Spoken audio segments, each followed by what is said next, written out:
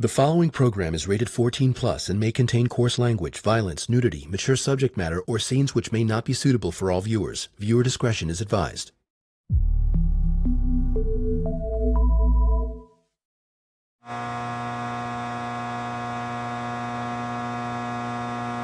I was always taught that if it goes to a decision, it's a loss. Ronda Rousey is MMA's first female superstar. Ronda was the breakout fighter in the UFC. She was the golden girl. She was the first champion. And of course, every fight that she won, she finished. She do it right here. It's all over. Her most challenging confrontation comes early, fighting against MMA's legacy of misogyny. Gyms wouldn't allow women to train there. There was just a lot of negativity surrounding women's MMA and the future of what it would entail. When are we going to see women in the UFC, man? Never. But Ronda wins that battle and every fight that follows. Every woman knows exactly what she wants to go for. Armbar. And they can't stop her. That is a scary person. I'm going to beat all the girls when I retire undefeated. Ronda's popularity inside the cage She's the first one that headlined a card. You know, those pay-per-view numbers came in. She got people to tune in. is eclipsed only by her celebrity outside it. Hey, Ronda. Hey, Turtle. What, do you bring your backup dancers with you everywhere? It was absolutely the Ronda show. She's the one that's going on The Tonight Show and willing to do things like movies. Until this undefeated champion wins over even her biggest doubter. The first ever UFC Women's Champion, Ronda Rousey, and I'm presenting her with her belt. Any woman who's involved in sport wanted to either be like her, be around her, be involved in what she was a part of, because she transcended UFC. Then Ronda commits a seemingly unpardonable sin. She loses. And soon, one of the sport's most recognizable figures I could see mentally how much she was still struggling. vanishes. It was like, you're not coming back. I think there's probably less than 0.5% that have gone out on their terms and the right way. What happens to Ronda Rousey? Have you processed it all? The end of the last fight against Amanda or Holly? Why does one of MMA's biggest stars simply walk away? I think I'd just rather not talk about that right now.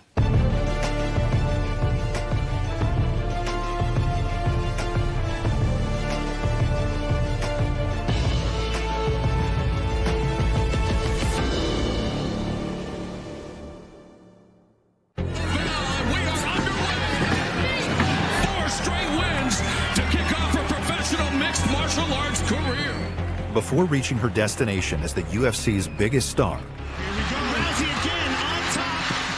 And the ESPY goes to, please don't beat me up, Ronda Rousey. Ronda Rousey begins her journey along a path first laid out by her mother, Anne Maria DeMars. She has an MBA from the University of Minnesota, and she's one of the toughest judo competitors in the world. You know, everything starts with Ronda's mom and her involvement in judo. Anne-Marie desperately wanted a pin. She was the first American female world champion in the world of judo. As a young girl, Ronda is extremely close with her father, Ron Rousey. But after his tragic death by suicide, Ronda channels her grief into training judo with her mom. Ronda Rousey told her mother at a young age that she wanted to be a high-level competitive judoka, and so her mother really put her through it. She would jump on the couch and armbar her and say, "Get out." And that's the mentality that she grew up with. She wanted her to know the sacrifice it would take. My mom, she would have me do like multiple divisions. And so I would go from mat to mat to mat to mat, win 3 divisions at a time as an 11-year-old, 12-year-old. The expectation to be as good, if not better, and carry that family name through must be a lot of weight to carry on your shoulders. It just shows it was in her blood. She, from a very young age, had a clear understanding of how not to let things get in the way of what she was intending to accomplish. At 17, she qualifies for the 2004 Olympics in Athens, but doesn't medal. She returns 4 years later, and in Beijing becomes the first American woman to reach the podium in judo. But winning bronze is less than what she and her mom desired. With Ronda, there was just this singular dream and the going for this. Ronda later told Kevin Hart she learned the true value of her Olympic medal when she returned home from China. I was in my 20s with no education and no work experience. Only thing that judo medal helped me get was it helped me get a job as a cocktail waitress in Crenshaw because I knew I was tough. But that job did prove valuable. It's on the barroom's TV that she first sees MMA fights. That reignites the competitive fire that fueled her judo success at the Olympics. I would watch, fights on the screen at the bars and stuff like that. And I would break down the fights, be like, this person should have done that. He'd be like, oh man, you would kill all these girls if you wanted to fight. And I'd be like, hell yeah. What comes back is, I'm an athlete, I'm a competitor, and I need a goal. And I think for most athletes, they need at some point to get back into that. The structure of training, competing, and having a goal to work towards. Judo has all the submissions that are out there. Every leg lock, every arm lock, every choke. It's part of the regime of a judoka. And so she had a big part of what she needed to be successful in MMA. But the woman who taught Ronda those judo skills is not on board with Ronda using them to launch a career in MMA. My mom, a lot of people have kind of like a bad impression of it. My mom thought the girls fighting was like foxy boxing. She didn't know that was like a real legitimate sport. Well, not foxy boxing. Female MMA is still far from a legitimate combat sport. So I had a lot of people to prove wrong, and that motivated me a lot. One of the only professional MMA promotions featuring women is Strikeforce. When I first started competing in MMA, it wasn't something that we could do full-time. It wasn't something you could truly do as a professional athlete. In pursuing it to pay your bills, to put time aside, it was really just a hobby that we were passionate about. Oftentimes, gyms wouldn't allow women to train there. It was joked about as not being real MMA. There were shorter rounds. There was just a lot of negativity surrounding women's MMA and the future of what it would entail. If it's up to Dana White, the president of the UFC, there would be no future. When are we going to see women in the UFC, man? Never. Never? Never. But Ronda is committed to proving Dana and her mother wrong. It's like, just give me a year before you disown me. Give me a year to make this work. She always had that chip on her shoulder. She's like, I'm going to show you. And that chip on the shoulder really continued to drive her. Ronda begins training at Glendale Fighting Club. The gym's head coach, Edmund Tarverdian, is a former Muay Thai champion with experience training judo experts in mixed martial arts, including UFC fighter Manny Gamburian. In her memoir, Ronda explains why she chose that gym. Edmund and I were a perfect fit as a fighter and a coach. Everything he had is what I needed. Everything he didn't have, I was already a master of. But while Ronda wants what Edmund can teach her, he's not interested. When Ronda came in here first time and asked if she could train with the guys, I didn't pay much attention to her. I'm Edmund Tarverdian, trainer of Ronda Rousey. I don't think he fully was really interested in kind of, building a female fighter. So Ronda continues to train hard on her own in preparation for her first fight. On March 27th, 2011, with no one in her corner, she steps into the cage to fight for a $400 purse. John McCarthy was the referee that night. So her first fight was actually under a parking structure. Hi, my name is John McCarthy, known as Big John McCarthy. I was a referee in the UFC all the way back at UFC 22. And for King of the Cage, it was against Edian Gomez, who was an incredibly tough fighter, a fighter from Brazil who had actually fought a professional fight against a man. Edmund is invited to the fight by Ronda's manager. I said, all right, I'm around the area, I'll just come in. So I usually have tape and gauze in the back of my car. And I went and I, wrapped her hands. And when I was wrapping her hands, she said I could literally kill everybody with these wraps. I'm ready to beat everybody in the world. But I said, all right, just stay focused. Round one, fight.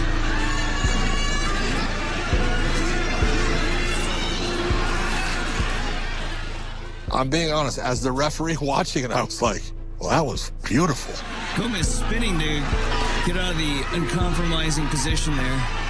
Armbar. I was amazed. But Edmund is not, and still won't train her. One day at Glendale Fighting Club, as Edmund struggles with one of his male fighters, Ronda erupts. He was having a little bit of a hard time, and I was upset a little bit, and I was dressed not in an apparel to coach anybody. And she said, could you please train me? Could you do mitt work with me? So I said, I don't want to do that right now. I don't want to sweat in the clothes that I'm wearing.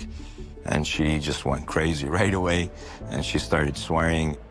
You're telling me you don't want to sweat in your nice-looking clothes and this and that. And then I went a little bit forward. I said, nobody does that to me in my gym. Ronda remembers the scene. I knew that he was the coach that I wanted, and he was the one that was perfect for the job. And I knew that I was the fighter that he was looking for, but he didn't know it, so I had to convince him. I said, it seems like you really want to do this, and, you know, have you done your homework? Like, do you know what you're getting into? Do you really want to do this? And she was ready. She was willing to do everything to be the best in the world. I said, all right, I'll start doing pad work with you more, and I'll, you know, pay attention to you more, and I'll give you better time so I could work with you. And I believe I gave her the keys to the gym that day. And I think that gave her a lot of confidence that, you know, I trust my fighters, and if, you know, you're here to work, like, it's your gym. Here's Ronda from her memoir. When I first met Edmund, no one was even willing to give an aspiring female MMA fighter a second look, let alone train me. I was appreciative to have finally found a decent coach. GFC took me in when I was a nobody. I'll never forget it. But finally acquiring a trainer is only a first step. Even with Edmund in her corner, Ronda's journey to become a legend in MMA has only just begun.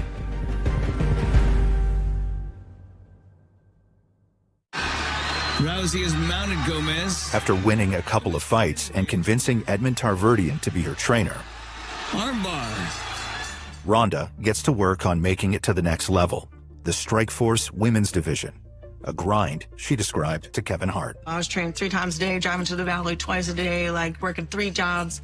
You saw that she has her physical ability, and everything she does in the gym, it's, you know who's a fighter and who's not. So, yeah, I did believe her that she'll become a champion. At the time that I was at Strikeforce, I was a matchmaker. Hi, I'm Shannon Nav. I was a contractor for the production side of the group. I scouted talent and I built bouts for each event.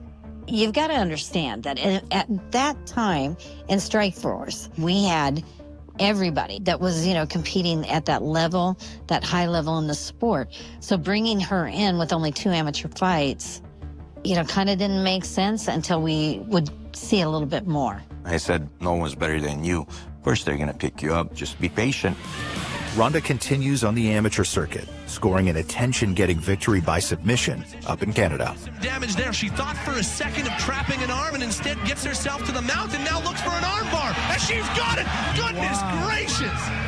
What a performance. Right after Strikeforce offered her a contract. That was the happiest day I've actually seen her. You know, that was the most excited I've seen Ronda. Less than 2 months later, Ronda makes her professional debut in Strikeforce. Oh, my goodness. After the promotion's initial reluctance to bring her on board, Ronda quickly proves she belongs, winning 2 straight fights in under a minute each. She didn't grind out decisions. Every fight that she won, she finished. And that was what's so phenomenal about her. Makes it 4 straight wins to kick off her professional mixed martial arts career. As a fighter, you know, we're looking to finish fights as quickly as possible. So her approach definitely drew a lot of eyeballs. She is so good that every woman knows exactly what she wants to go for, and they can't stop her. That is a scary person. Equally menacing is Ronda's dissing her competition outside the cage. She probably started trash talking as a way to like get in their head. I think other people fed into it, and then it became a thing where they initiated, and so she had to retaliate, and then it became a whole persona. In a later interview, Ronda talks about bad-mouthing the Strikeforce current champion, Miesha Tate, as a way to secure a title fight.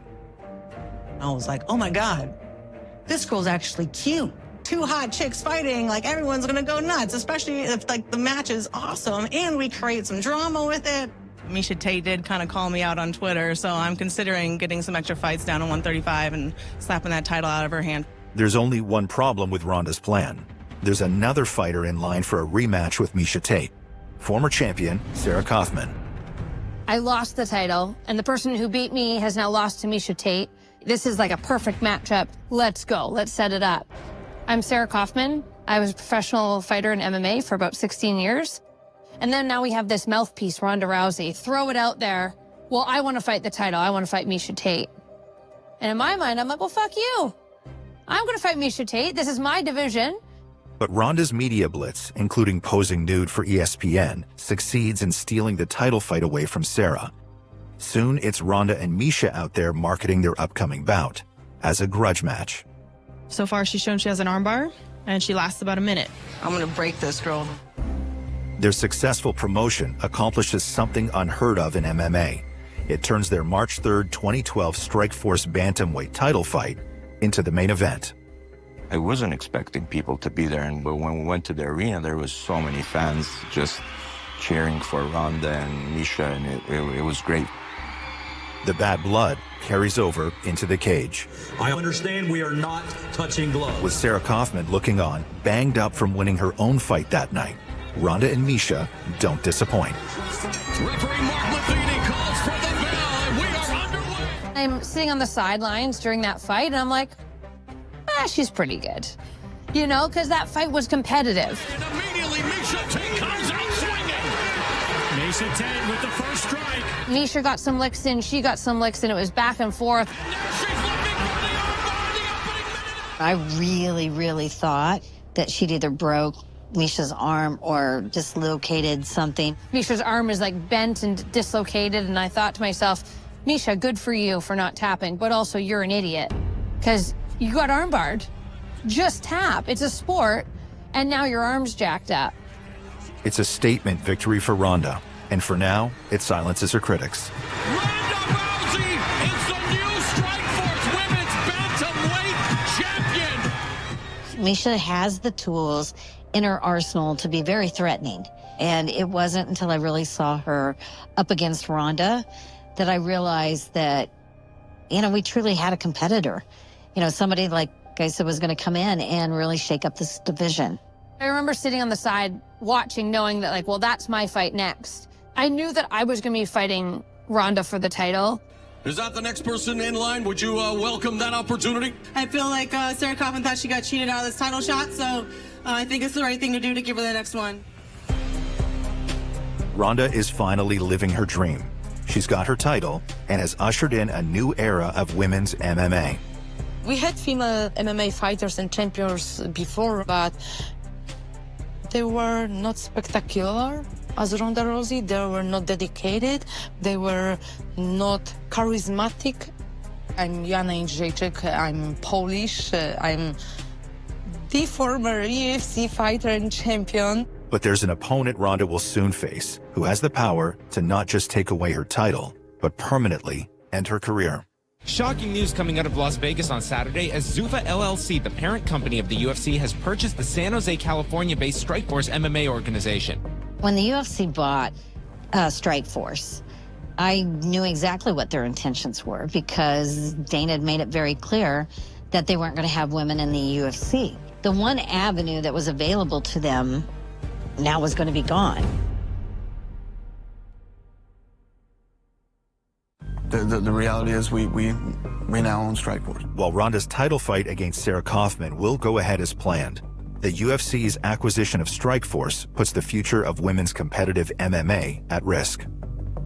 I don't believe that Dana, truthfully understood the depths of the female roster when they bought Strikeforce. I don't think he even cared about it. Ronda sets out to change that. She knows Dana White's main objective is to grow the popularity of the UFC and sees her getting as much provocative media coverage as possible to prove her value to the promotion. If I get her in a choke, I'm going to hold on to it until she's actually dead. She's depending on the competence of the California Athletic Commission to be able to walk out of that cage alive. When Ronda started talking and making waves, that was that fire that Dana White kind of saw and was like, I don't like women in the sport, but I like Ronda. As Ronda explained on the High Performance podcast, she knows her strategy is working when she runs into Dana backstage at a UFC event. When I finally spoke to Dana, he was wearing a picture of me naked on his shirt when I met him the first time. No. And I was like, foot in the door. But when I talked to him, he said he couldn't look at MMA news anywhere without seeing my name on it. So by the time that I actually coincidentally ran into him, he was primed to be convinced that I was the one. I think Ronda Rousey's going to be a big star. That's not lost on Sarah Kaufman. Her title fight against Ronda is supposed to mark the end of Strikeforce and be Ronda's coming out party in the UFC. Sarah is looking to be the fly in the punch bowl. I can see Dana walking back and forth. I just kind of wave to him and give him a smile. Because in my mind, you're putting all your eggs in the Ronda basket, and I'm just going to throw that for a loop. And that was my mindset until the fight started. Defeated champion, Rowdy Ronda Rousey in the red gloves. We go towards each other. I circle. She goes to kind of grab on, and she pushes off the cage, and she ends up getting the armbar. And I'm like, well, that was, I think, 72 seconds of my life that I've now... In my mind, I'm like, I've ruined my career.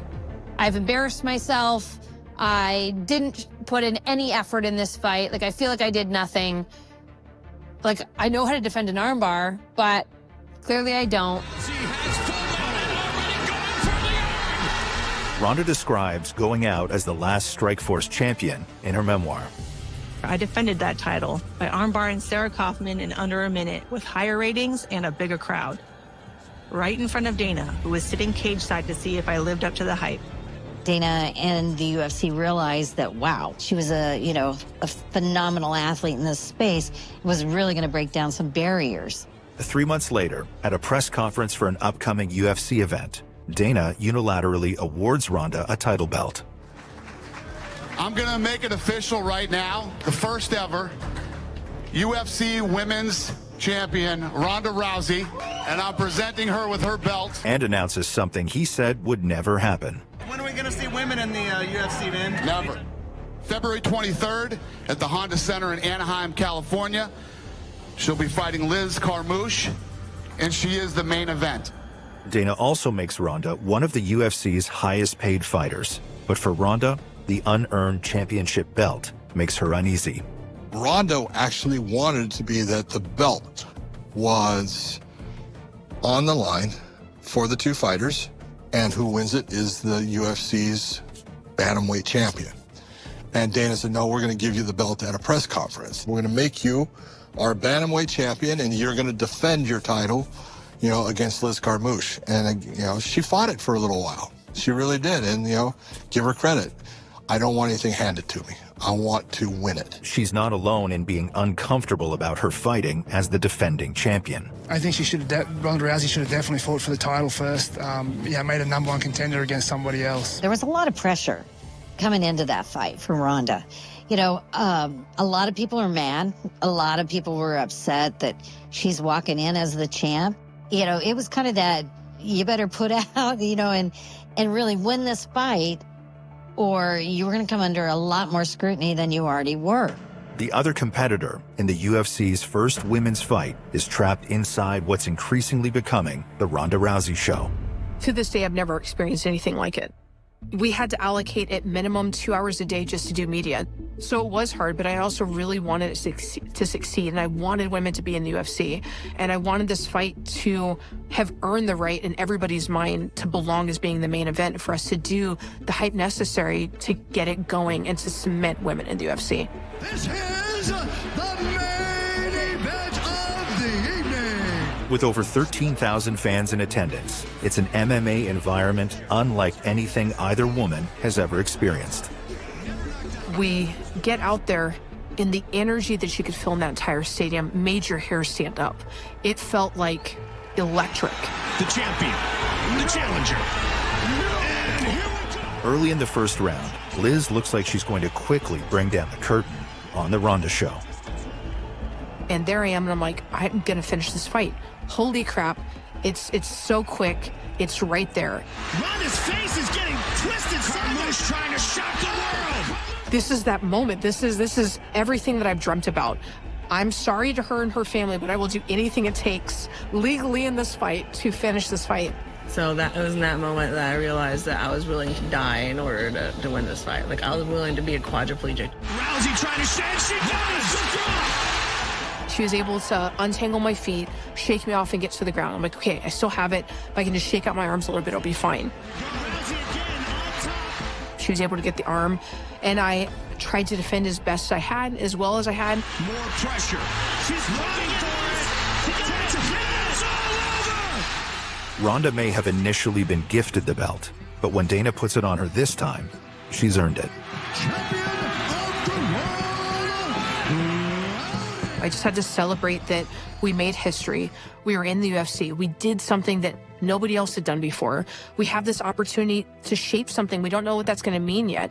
As Ronda writes in her memoir, the fight is an unqualified success. Not only was the fight exciting, but as importantly, in a sport that's also a business, my fight sold. Dana was happy. My agent was ecstatic. Everyone around me was thrilled at what I had achieved. Well, not everyone. Her mom didn't have that same air. It seemed like her mom was getting on her for how could you let this person that's so green and so inexperienced not get thrown by you, take your back, push you in harm's way, defend the armbar for that long. It was, how could you have let all these things happen? How could you have made these mistakes? And seeing her reception from her mother when she came out of that fight with a win, it made me have really insight into who she was and understand that I think truly it was just a persona. I think it was full of insecurity. I think it was full of mistakes made and just being beaten down by those mistakes. But publicly, Ronda exudes the kind of confidence that propels her to become the UFC's most recognizable and highest paid star. Atomweight champion of the women's division of the UFC, Ronda Rousey. First of all, it was absolutely the Ronda show. She was the one that was going on Fox. She's the one that's going on The Tonight Show and all these other big productions. In middle school, they kind of put me in anger management for a little while. Ronda transcends the sport of mixed martial arts to become a totally unique kind of celebrity. Some of the biggest shifts is like that holy crap moment is seeing her on Sports Illustrated. And that was a huge shift in what it had been, where women were in this small little category where you had to like shift through to find them to see Ronda's face anywhere and everywhere. The demands on Ronda's time have her trainer concerned about how it will impact the engine of her success, MMA fighting. For me, it was difficult to balance all that. I told her sometimes it's difficult to carry two watermelons, at once, and one might break, and we don't want that to happen. And for the next 2 years, it doesn't.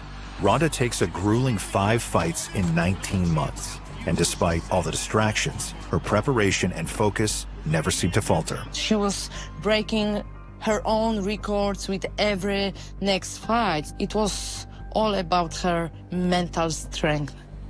I am going to beat all the girls that anyone mentions as opposition for me. I'm going to retire undefeated. Then Dana White mentions an opponent that comes with a wrinkle. Soon after Ronda defeats Beth Correa in August 2015, Dana asks for a favor. The UFC is set to host its biggest event to date, but the male headliner Robbie Lawler has to pull out with an injury. Dana wants Ronda's next fight against Holly Holm as the replacement. That wrinkle? It requires moving the Holm fight up 2 months earlier than originally scheduled. We prepare for our fights for such a long time. Usually it takes 6, 8, 12 weeks, or even longer. But when you're a company gal, there's a level of pride that comes with saying yes. And so when Dana or one of the executives ask you to do something, whether it's a short notice fight, let's move a day here or there, you're going to say yes. To sweeten the deal, Dana offers Ronda a potential payout that could rise higher than any in UFC history, over $4.5 million. I think we had like 29 or 28 days. It's so hard for you to compete at that level, in those circumstances. So I said, are you asking me, should we fight? Or you already agreed? And he said, you know what I did already. It's a decision Ronda will come to regret. Fight. Here we go.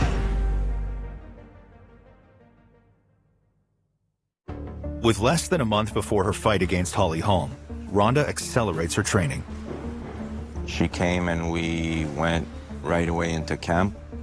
we have to start training for the fight because we didn't have much time. It's never-ending story, you know, and if you are ambitious fighter and are like, okay, I'm ready, we just do not care. If you're ready, you're ready. We don't get ready, we stay ready. Also, Ronda was ready to fight Holly Holm. Every time Dana calls us, we're ready to fight.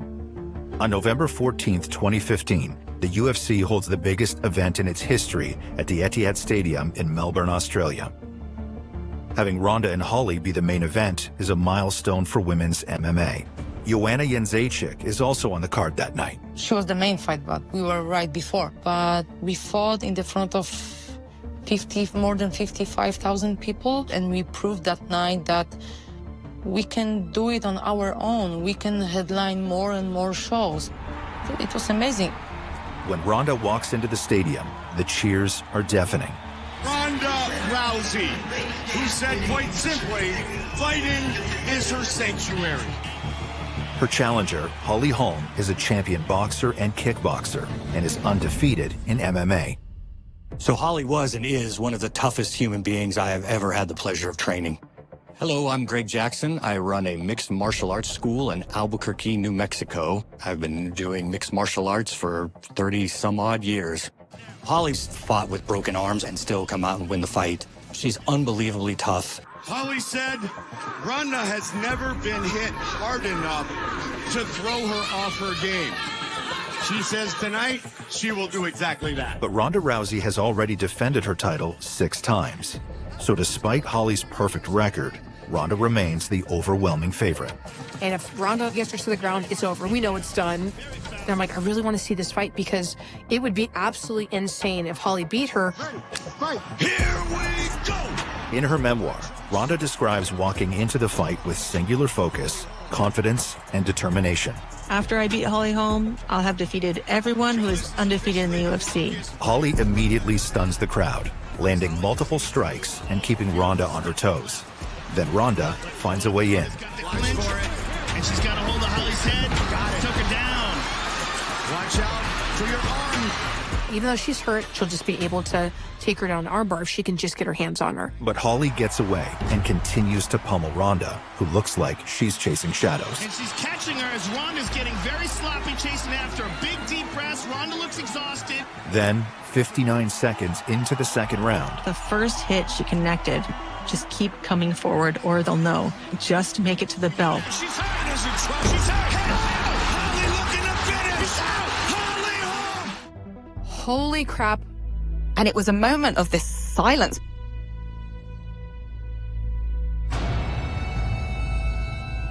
I didn't see that happening. I couldn't believe that Ronda Rousey could lose the fight. You know, like, it was crazy for me. It was too much. This is the biggest upset in the history of MMA. There was still this sense that Ronda's been wiping the floor with everybody. Why would this be any different?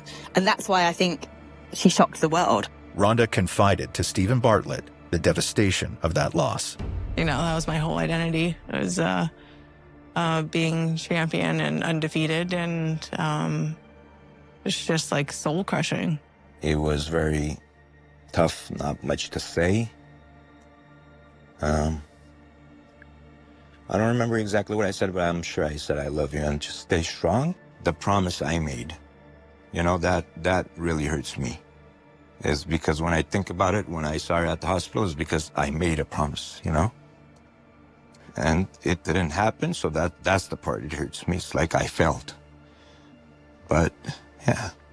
What was the problem? But I know that she'll never lose, you know? And that's the hard part, but... When she arrives home to LA after the fight, Ronda hides her battered face from reporters. Anything to say to the fans? I mean, that was a tough loss. Meanwhile, other media outlets and fight fans turn on Ronda, delighting in the first loss of MMA's self-proclaimed baddest bitch. Because usually when you've got a champion and they get another, you're like, whoa, like the whole room goes quiet. And it wasn't like that at all. Yeah, a lot of cheers. It was really, yeah. I think that people are just had up and built up in their mind that she's this villain. For the first time in her life, Ronda takes a break from fighting. No training or sparring, and despite calls for a rematch, she books no fights. Has she given you any indication of when she'll be ready to fight again? She'll fight in 2016, 100%. Can you be any more specific about that? That's all we got. If there's one woman or one human being, period, that deserves some time off, it's Ronda Rousey. I think she was at home, just, staying at home. And I did visit once in a while just to see how she is, but gave her space, I was mostly just being sad. I was just like sad and high and playing video games and eating crepes. Ronda later admitted to Frank Buckley she contemplated taking her own life. I have 2 generations of suicide in my family. My grandfather and my dad both committed suicide, and I think, it's much more prevalent in people that have already been affected in it because it's just always in the back of your mind as like a way out. Instead, Ronda finds a way back by remembering she's not alone. The fact that I was with Trav then, my husband now, that I just didn't want to take the pain that I had in me and give it to him. Drawing strength from her boyfriend's support, Ronda reemerges on The Ellen Show and speaks candidly about her struggles in the aftermath of the loss. I was in the medical room and I was down in the corner. I was sitting in the corner and I was like, what am I anymore if I'm not this? And I was literally sitting there and thinking about killing myself. And then exact second, I'm like, I'm nothing. I'm like, what do I do anymore? For a year, Ronda keeps a low profile. Then Dana makes a surprise announcement. Well, the thing that everybody's been waiting for a good year, Ronda Rousey is back. It's the UFC. It's like coming back again, going to a tougher fight. Not only is Ronda returning, but Dana is offering an even bigger payout than her last title fight and a chance to reclaim her belt. She will fight December 30th for the title. She wanted to take the challenge. That shows character. I was a little bit afraid and scared of Ronda going into the fight after such a long break. After losing to Holly Holm, she had probably one dream. She just wanted to get what was her for such a long time, which was the UFC bantamweight belt. On December 30th, 2016, a determined-looking Ronda makes her return to the octagon. One thing we can tell from looking at her physically, Mike, is that she's in fantastic shape. When you look at her training footage, you can see the focus, the determination, and the fury that has fueled this return. In her absence, the title makes its way to a new champion, Amanda the Lioness Nunes. Amanda Nunes, I would say, is definitely up there when we think of legends of women's MMA. She is a force to be reckoned with. Touch glove and let's do this. Whoa. Ronda Rousey, Amanda Nunes, title on the line. Here we go. And then the fight starts, and it was just Amanda, Amanda, Amanda, Amanda. So crisp, so clean. She hurt her again. Ronda's in trouble. She's in trouble, Mike. Big trouble. Ronda goes to hold on to her, Amanda just shoves her off like it's nothing. And I think you could just see the fight kind of drain out of Ronda. Amanda hits Ronda 27 times in 48 seconds until... It's in! It's in! It's over! Just like that! And that moment, I felt for Ronda because she had come back. And while she had come back on her own terms, as an athlete, I could see mentally how much she was still struggling. It was like, you're not coming back. This is for sure it. Ronda's loss to Amanda is her final UFC fight. Her loss to the Lioness, not with a roar, but with a whimper, leaves fight fans questioning what happened to MMA's biggest, most intimidating star. In 2024, she reveals she's fighting a legacy of a lifetime in combat sports. My tongue would be going numb, my lips would be going numb, my hands, and I'd be having photo vision all the time.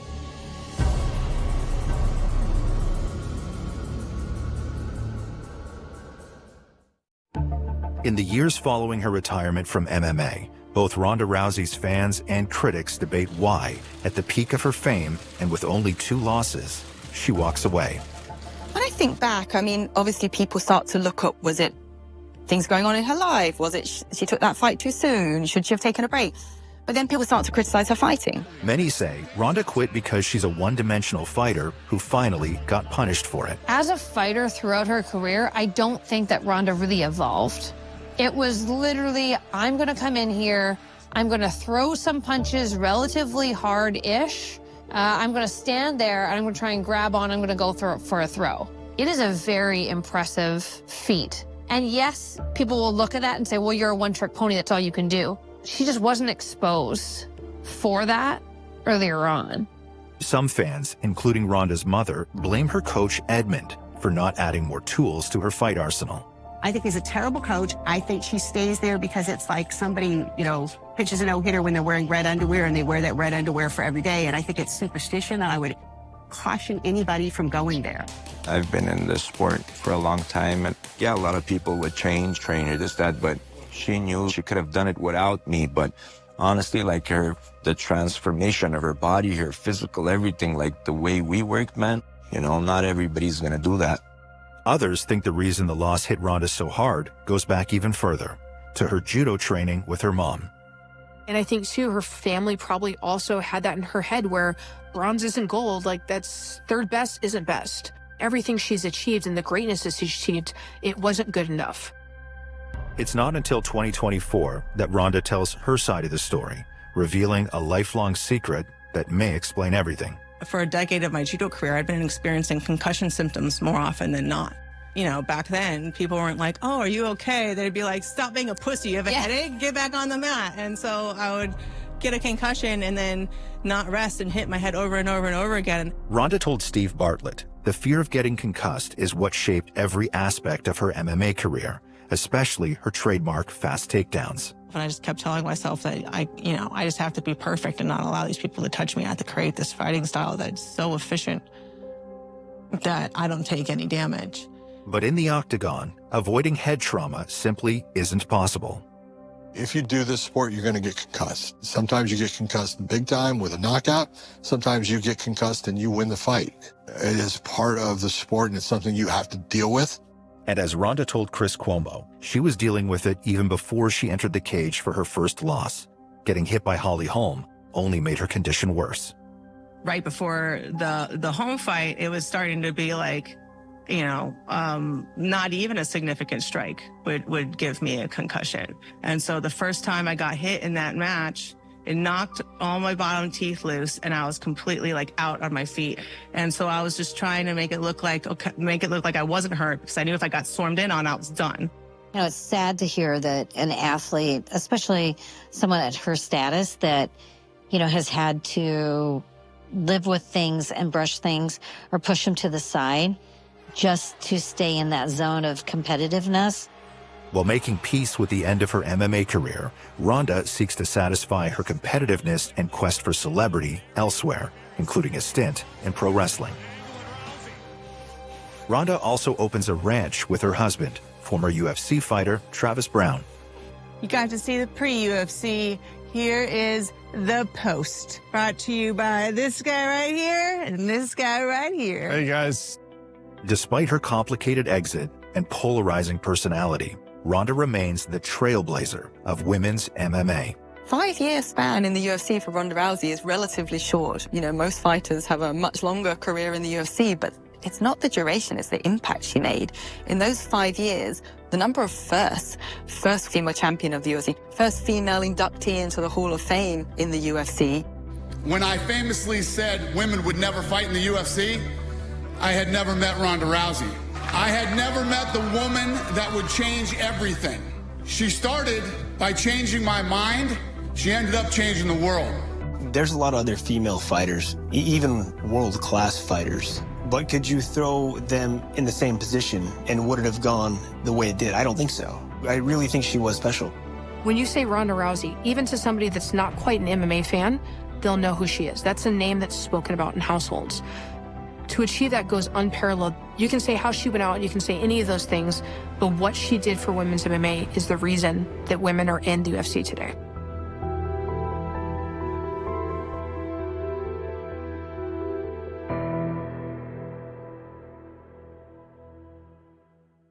Forgotten, he had 2 daughters and only one top-floor apartment.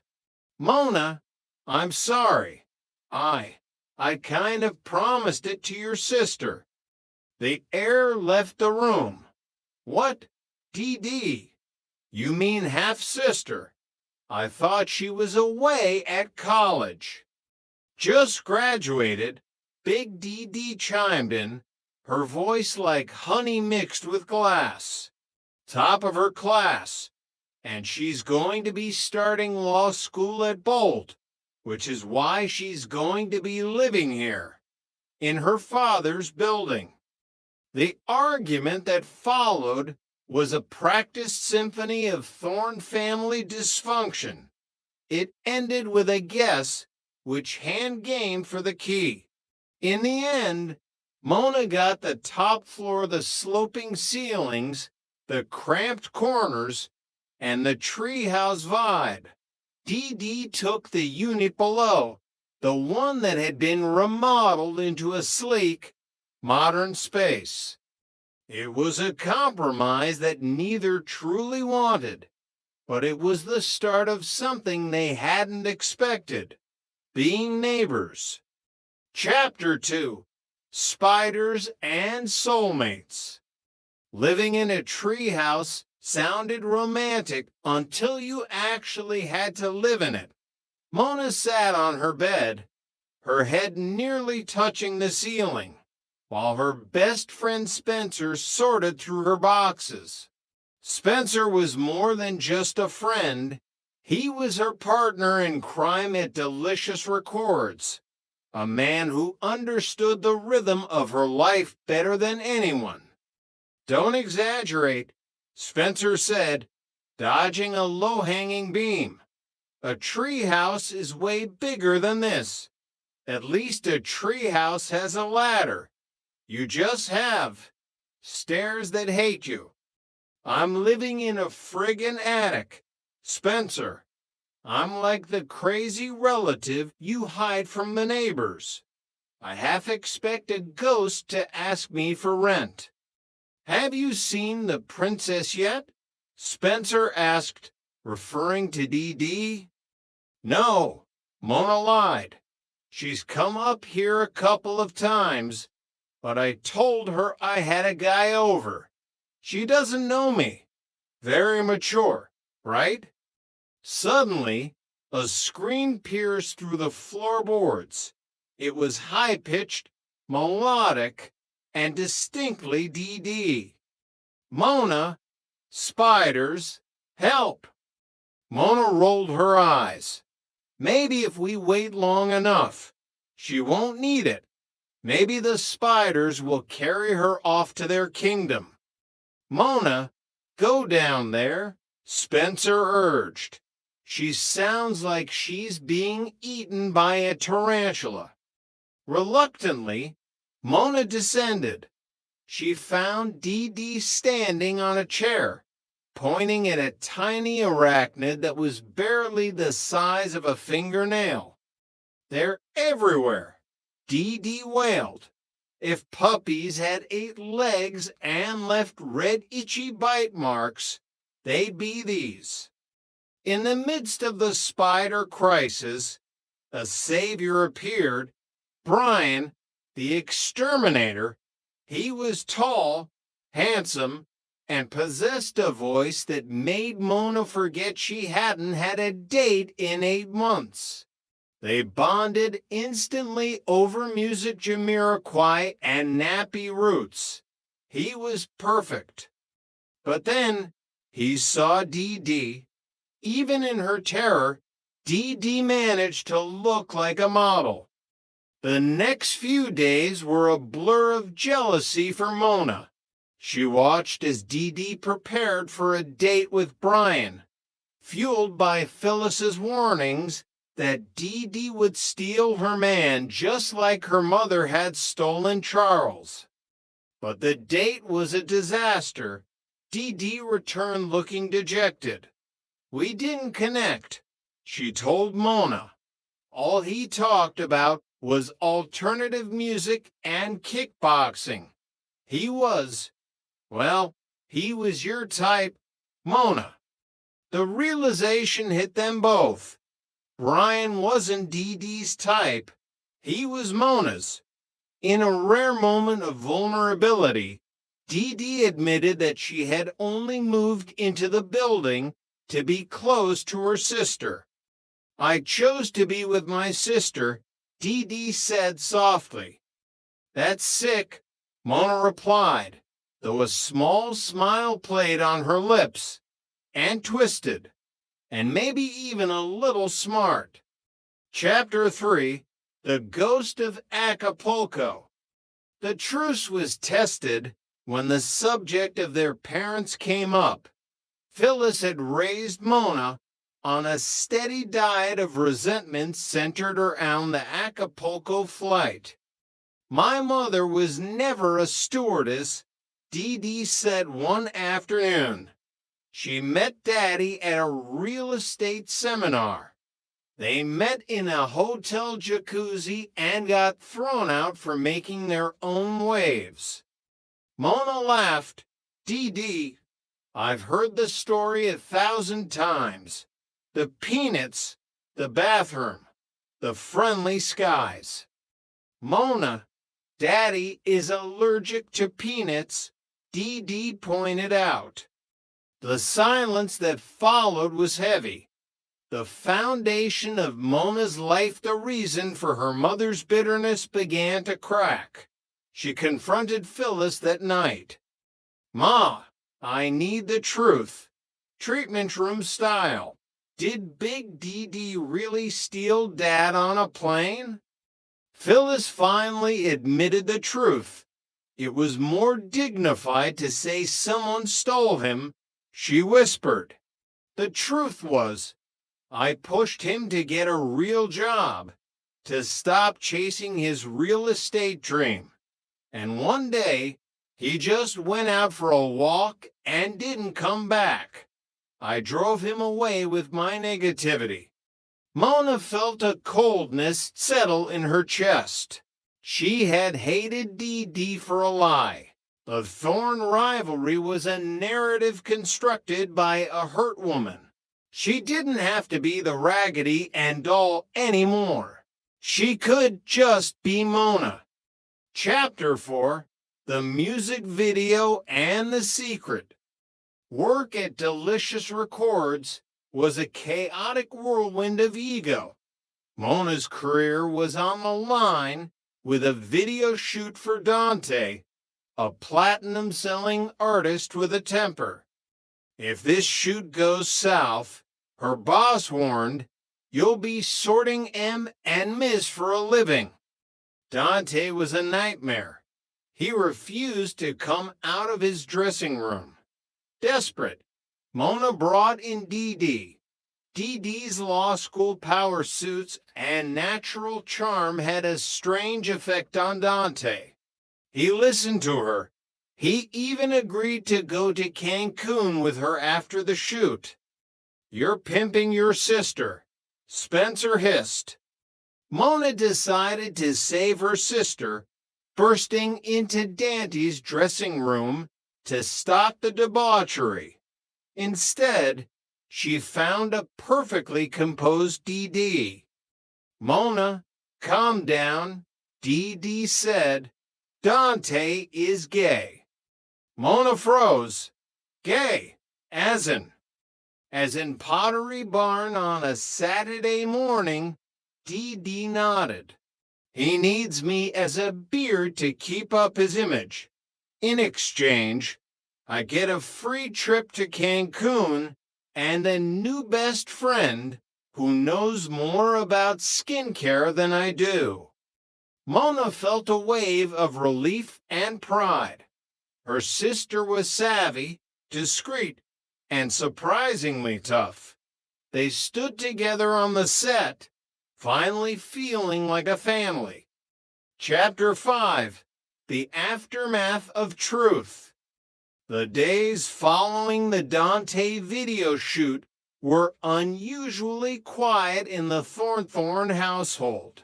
The San Francisco fog had lifted, revealing a crisp, blue sky that seemed to mock the lingering shadows of Mona's old resentment. She was sitting in her treehouse, actually enjoying the way the afternoon sun hit the sloping walls, when she heard the familiar rhythmic tapping on her door. "It's open," she shouted, not looking up from a stack of demos. Dee drifted in, looking like a page out of a high-end catalog, even in her loungewear. She was carrying 2 mugs of something that smelled expensive. "I brought peace offerings," Dee said, handing Mona a mug. "It's a white chocolate mocha with a hint of lavender. Don't make that face. Just try it." Mona took a sip and, to her irritation, loved it. "Fine. It's delicious. But don't think this means I'm joining your yoga retreat." Dee sat on the edge of Mona's bed, her expression turning serious. "I've been thinking about what Phyllis told you. About the walk and the real estate dream. It makes me see Daddy differently. Like he was running to something, not just from you." Mona sighed, setting the mug down. "It's hard, Dee. For 23 years, I was the victim of a grand romance gone wrong. Now I'm just the daughter of a guy who liked houses more than his wife snagging. It's less cinematic. But it's real," Dee argued. "And it means we don't have to be enemies. We were fighting a war our mothers started before we could even walk. Don't you think it's time for a ceasefire?" Mona looked at her sister, really looked at her. She saw the genuine hope in Dee's eyes, the same hope that had probably driven her to move into a building where she wasn't entirely welcome. "A ceasefire?" Mona repeated. "Okay. But if you try to organize my closet, the war is back on." Dee laughed, a bright, clear sound that filled the small space. "Deal. Oh, and by the way, Dante sent me a text from Cancun. Apparently, he found a soulmate who's an international hand model. He wants us both to come to the premiere of the video." "Both of us?" Mona asked, her eyebrows rising. "Both of us, the Thorne sisters, the united front."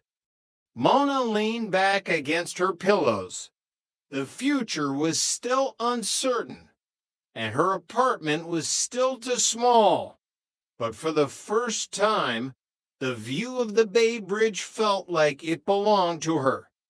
"The Thorne sisters," Mona mused, "has a nice ring to it, as long as I'm the one in the credits first. Alphabetical order, sister dear, Dee winked, D comes before M. And the war begins again," Mona groaned, but she was smiling. Chapter 6, The Dinner Party Disaster. The ceasefire was put to the ultimate test when Charles decided the girls needed a family dinner. He invited both Phyllis and Big Dee, a move Spencer described as inviting a hurricane and a tornado to share a sandwich. Mona stood in Dee's much larger, much nicer kitchen, watching her sister obsess over a centerpiece of orchids and floating candles. "Dee, it's just dinner, not a summit at David Camp," Mona said, snacking on a piece of artisanal cheese. "It has to be perfect. Mona, if they start fighting, Daddy will just retreat into his landlord persona and ignore everyone, and then Phyllis will start analyzing Big Dee's childhood, and then I'll pour myself a very large glass of wine." Mona interrupted. The doorbell rang, signaling the arrival of the chaos. Phyllis walked in first, wearing a flowing caftan that looked like a Rorschach test. Big DD followed, draped in pearls and a smile that didn't quite reach her eyes. Charles brought up the rear, looking like a man prepared to be anywhere else. The dinner started predictably. Phyllis made a comment about the energetic stagnation of the room. Big DD countered with a remark about how vintage Phyllis's jewelry was. So, girls, Charles said, trying to steer the ship, how is the building? Any issues? Besides the sloping ceilings that give me a daily reminder of my height, Mona asked. The building is lovely, Daddy. DD jumped in, shooting Mona a warning look. We're actually becoming quite close. Phyllis paused her salad eating. Close, like sharing secrets close or waiting for the other to trip close. Actually, Ma, we're doing okay, Mona said, surprising even herself. We survived a spider invasion and a music video. I think we can handle a chicken piccata. Big DD leaned forward, her pearls clinking. It's so heartwarming. I always told Charles that Mona just needed a positive influence in her life. Someone with direction. Mona felt the old fire rising. Direction. I have a career in A and R. Big DD. I discover talent. I don't just study how to sue people for it. The tension snapped like a dry twig. The mothers began a rapid-fire exchange of insults disguised as compliments. Charles looked at his watch. Mona looked across the table at DD. Usually, this was where they would pick sides and join the fray. But this time, DD caught Mona's eye and rolled hers. It was a silent signal of solidarity. You know what? Mona announced, standing up. DD and I have a thing, an apartment thing. We need to go check on the skylights. Yes, DD agreed, standing up so fast she nearly knocked over the orchids. The skylights are very leaky right now. The two sisters practically bolted from the room, leaving their stunned parents behind. They didn't stop until they reached the roof of the building. They stood there in the cool night air, looking out at the city lights. The muffled sounds of their parents' argument drifted up through the vents, but out here, it felt distant. That was a close one, DD breathed, leaning against the railing. I think we just staged a coup, Mona said, leaning beside her. We left the old guard to fight their own battles. I like it, DD said. The new guard has a better view. Mona looked at her sister. They were still messy. Their family was still a disaster. And they were still half-sisters with a complicated map of scars. But as they stood on that roof, the fog began to roll in again. And for the first time, Mona didn't feel like a rough draft. She felt like part of a story that was finally starting to make sense. Happy birthday to us. Eventually, Mona whispered. To us, DD agreed. And in the quiet of the San Francisco night, the sisters Thorne simply watched the world go by, together. Chapter 7, The Big 25. The Big 25. Mona muttered, staring at the lone $20 bill in her wallet. I have 25 years on this planet and $25 in the bank. If I live to be 100, I'll finally be able to afford a down payment on a bagel. She was sitting at her desk at Delicious Records, surrounded by empty coffee cups and the lingering stress of the Dante video shoot. Spencer was leaning against her cubicle wall, tossing a stress ball. Look on the bright side, Spencer said. You're 25. You're in your prime. You have your health, your talent, and a sister who is currently planning a birthday party that could be seen from space. Mona groaned. That's exactly the problem. Dee wants a joint party. She's talking about themes and color schemes. She wants lavender. I want a disco ball and a watermelon filled with vodka. A vodka melon, very sophisticated, Spencer teased. Very. 1986. The mention of 86 triggered a flash of a memory the sucktacular of 86. It was the last time they had shared a party. Charles had bought them identical bikes, except Dee had pink. Sparkly tassels. Mona's had nothing. And the cake Mona's name was second because D comes before M in the alphabet, according to Big DD. I'm giving it one more chance, Mona said, more to herself than Spencer. A joint party, for the sake of the ceasefire.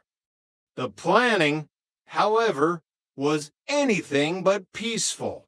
DD's three theme representing their birth 3 years, 3 days, and 3 hours apart was a logistical nightmare of lavender streamers and apricot-filled cake.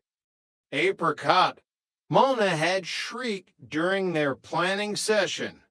I like chocolate, DD. Chocolate is a food group. Apricot is just a sad peach. Apricot is sophisticated, DD countered, and it matches the periwinkle napkins. By the time the night of the party arrived, the building was transformed. Lavender hues illuminated the lobby, and the smell of expensive catering wafted through the halls. Mona walked into the room wearing a sleek, dark dress, feeling like a shadow in a field of flowers. Happy birthday, big sister, DD cried, looking like a princess in a violet gown. The party was a blur of people from both their world's DD's law school friends and Mona's industry contacts. Even Danny's international hand model made an appearance. But the real drama started when the mothers arrived. Phyllis and Big DD were like to radioactive isotopes stable on their own, but explosive when brought together.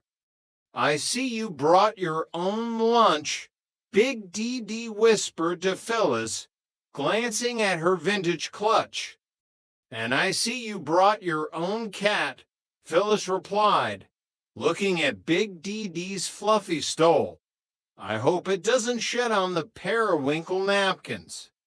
The tension peaked during the cake ceremony, as the two-tiered, apricot and chocolate monstrosity was wheeled out. The argument about the past flared up again. I was there, you know, Phyllis announced to the room, her voice carrying over the music. 27 hours of excruciating labor. Mona gave me life, and she gave me stretch marks. And Dee Dee gave us joy, Big Dee Dee added, and a reason to buy a larger house. Mona stood between them, the new Mona philosophy ringing in her ears. She looked at Dee Dee, who looked just as mortified as she was. Okay, that's enough, Mona shouted, grabbing a knife. We are 25. We are grown women, and we are eating this cake before I start throwing it. She sliced into the cake the apricot side and the chocolate side and handed a piece to Dee Dee. They ate in silence as their parents continued to bicker in the background. Is it as bad as 86? Dee Dee whispered. Mona swallowed a bite of chocolate. No, the cake is better, and the tassels are missing. I could get you some for your car, Dee Dee jokes. Don't you dare. Chapter 8, The New Mona. The morning after the party, Mona sat in her apartment with cucumbers on her eyes, trying to recover from the lavender hangover. The truth about her mother's lie still felt like a raw wound, but the new Mona was trying to heal. Negativity, she whispered to the empty room. I'm kicking you in the man parts. The doorbell rang. It was Spencer, carrying a brown paper bag that smelled like grease and salvation. Breakfast of champions, he said, handing her a bacon and egg sandwich. And I have a gift, a real one. He pulled out a small, wrapped box. Inside was a Kekana miniature, sparkly pink tassel. You're a dead man, Mona said, but she was laughing. The new Mona has a sense of humor, I see, Spencer said, sitting on her mismatched sofa. So, how does it feel, being the sister of a law school prodigy and the daughter of a woman who tells creative truths?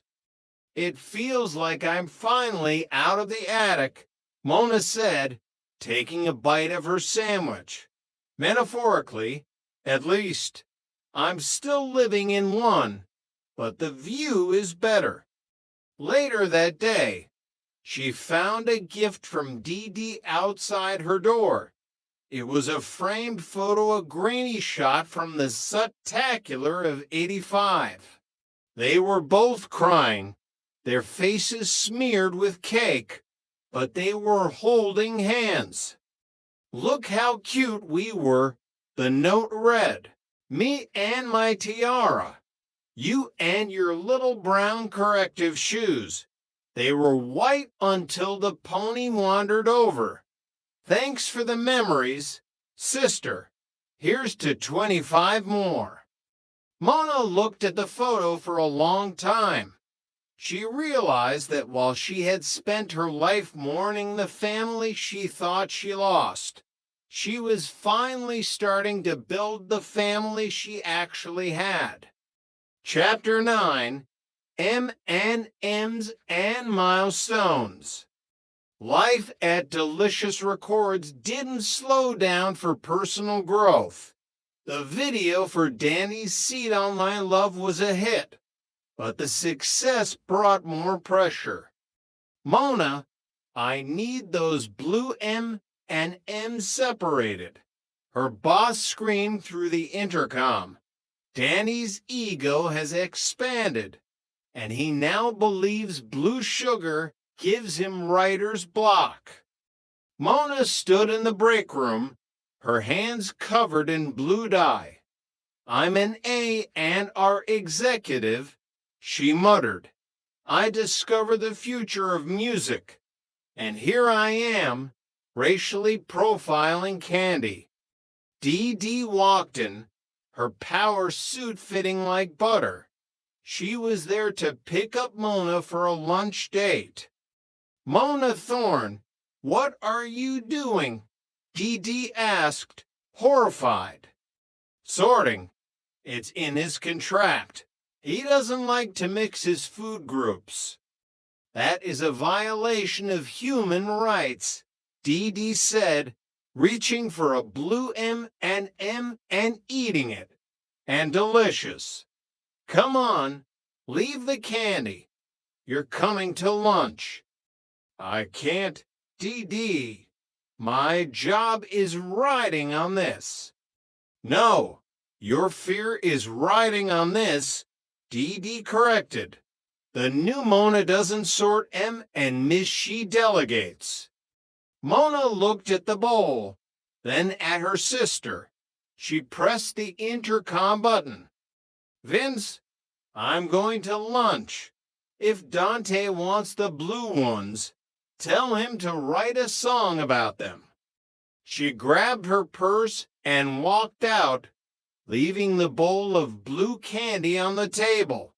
As they walked toward the elevator, Mona felt a strange sense of lightness. So, where are we going? She asked. A little place I know, Dee said. They have great salads, even better cocktails, and absolutely no periwinkle napkins. Mona laughed, the sound echoing through the polished hallways of the record company. The road ahead was still full of Thorne family drama, industry egos, and cramped apartments.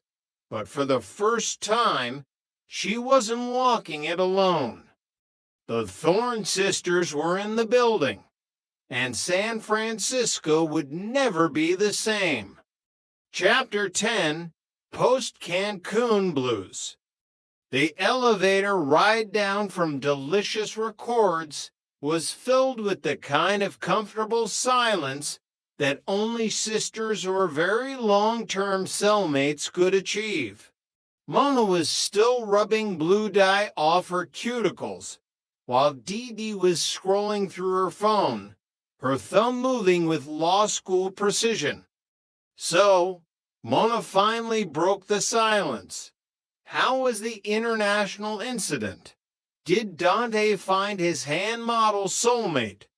Or did he spend the whole trip lecturing you on the nuances of earth tones?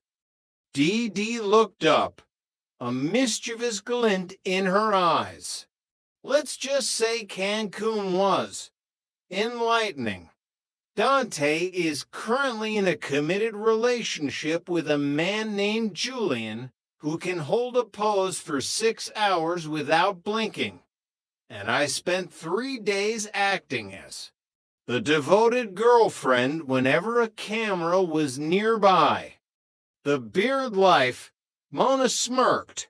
I hope you got a good tan out of the deal. I got a tan, a pair of Italian leather sandals, and a very firm promise that Julian will help me with my moot court wardrobe, Dee replied as they stepped out into the crisp San Francisco air. But Mona, thank you for worrying, even if you were a bit excessive with the don't touch her speech. Mona felt a heat crawl up her neck. I was doing my job, protecting the innocent. It's a cross I bear. They walked toward a small, trendy bistro near the waterfront. The city was bustling, a chaotic tapestry of tech workers, tourists, and the smell of Sordo.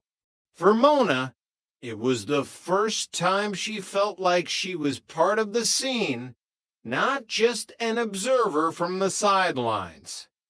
You know, Dee said as they sat down, I realized something in Mexico.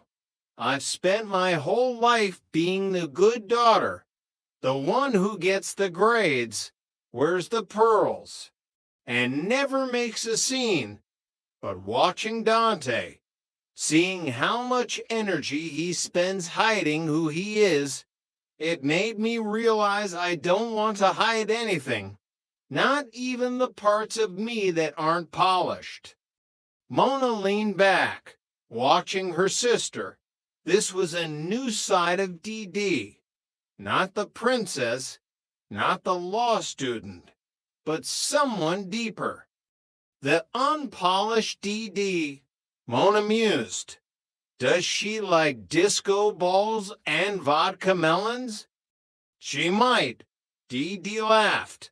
But she definitely likes having a sister she can actually talk to.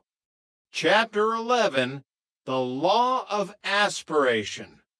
The following week, the reality of law school hit Dee like a ton of heavy, leather-bound bricks. Her apartment, once a pristine showroom, was now a labyrinth of highlighters, Post-it notes, and coffee stains. Mona climbed down the stairs to find her sister face down on a rug, muttering about torts and habeas corpus. Is she dead or just studying? Mona asked Spencer, who was currently sitting on the sofa, helping himself to Dee's expensive sparkling water.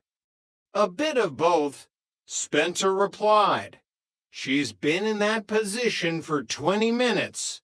I'm waiting for her to sprout roots. Dee groaned into the carpet. I can't do it. Mona, the professor called on me today, and I forgot my own name. I think I cited a Spice Girls lyric as a legal precedent. Mona sat on the floor next to her. Well, to be fair, tell me what you want. What you really, really want is a very strong argument for contractual clarity. Dee rolled over, her hair a chaotic mess. It's not funny. Everyone else in that class looks like they were born in a courtroom.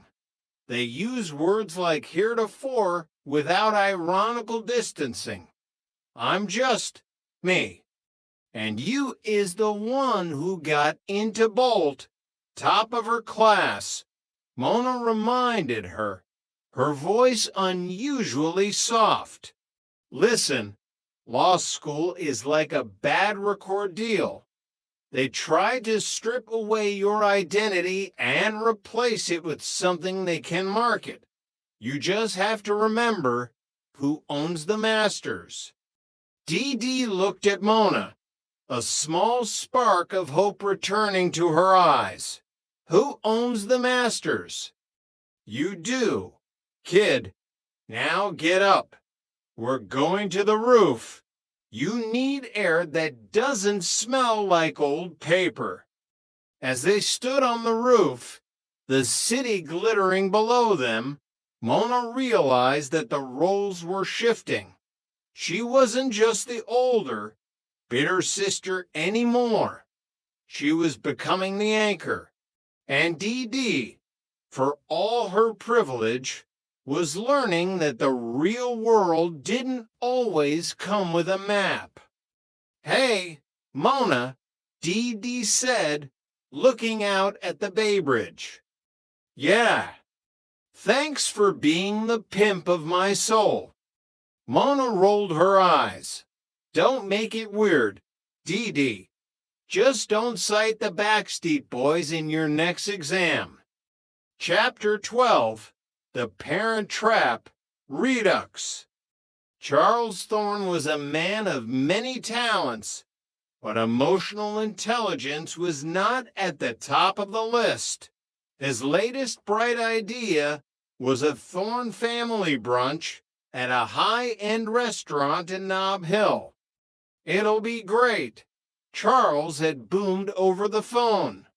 Just us, no lawyers, no therapists, just a father and his beautiful daughters. He's delusional, Mona told Spencer as she got ready, He thinks because we aren't actively trying to kill each other, the friendly skies era is over. The brunch was a study in awkwardness. Charles spent the first 20 minutes talking about his latest real estate acquisition, a converted warehouse in the Mission District.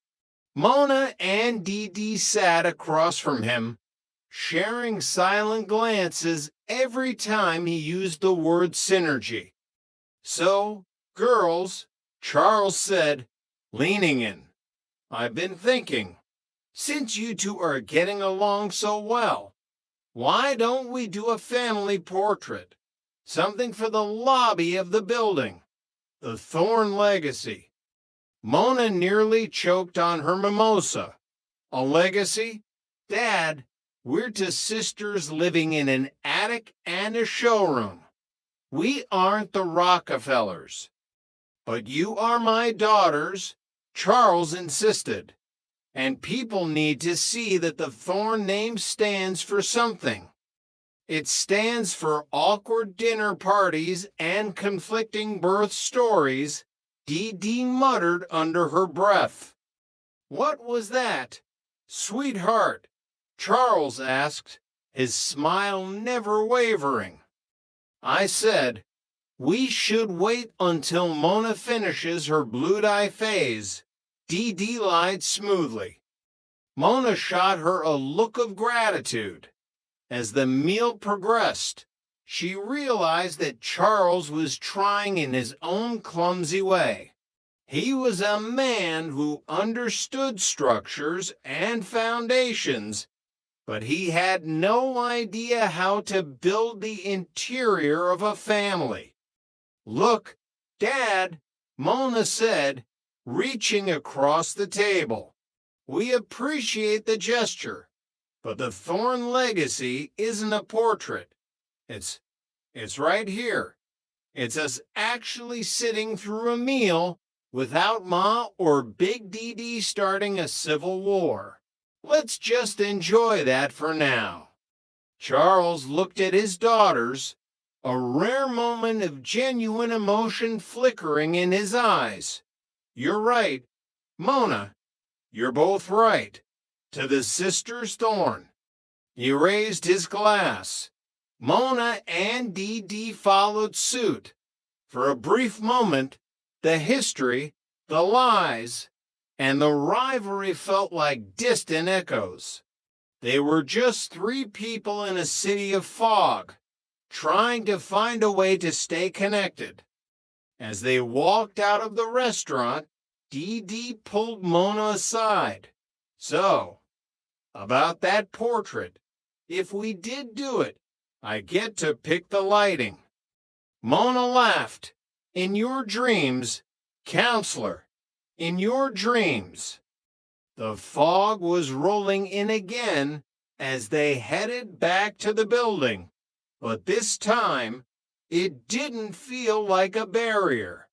It felt like a blanket, wrapping around a family that was finally, slowly, becoming whole. Chapter 13, The Soundtrack of Chaos. The lobby of Delicious Records smelled like expensive coffee and desperate dreams. Mona walked in, her heels clicking on the polished floor, feeling like she was walking into a battleground. Her boss, a man whose blood was composed primarily of caffeine and bitterness, was waiting for her. Mona, I've got a new project for you, he barked, not even looking up from his desk. Meet Kairos. He's deep, he's philosophical, he's a headache, but his voice is pure gold. Kairos was sitting in the corner, wearing a beanie and a look of existential dread. He looked like the kind of guy who would spend 3 hours discussing the metaphor of a paperclip. Mona Thorne, Mona said, extending her hand. Kairos, he replied, his voice a low rumble. I don't believe in labels, but I believe in the resonance of the universe. Mona looked at him, then at her boss. Resonance, right? Let's start with the recording booth. The day was a blur of high-concept debates and sound engineering. Kairos wanted the drums to sound like a heartbeat in a vacuum. He wanted the bass to be the color of a bruised twilight. By the time 5 o'clock rolled around, Mona's head was spinning.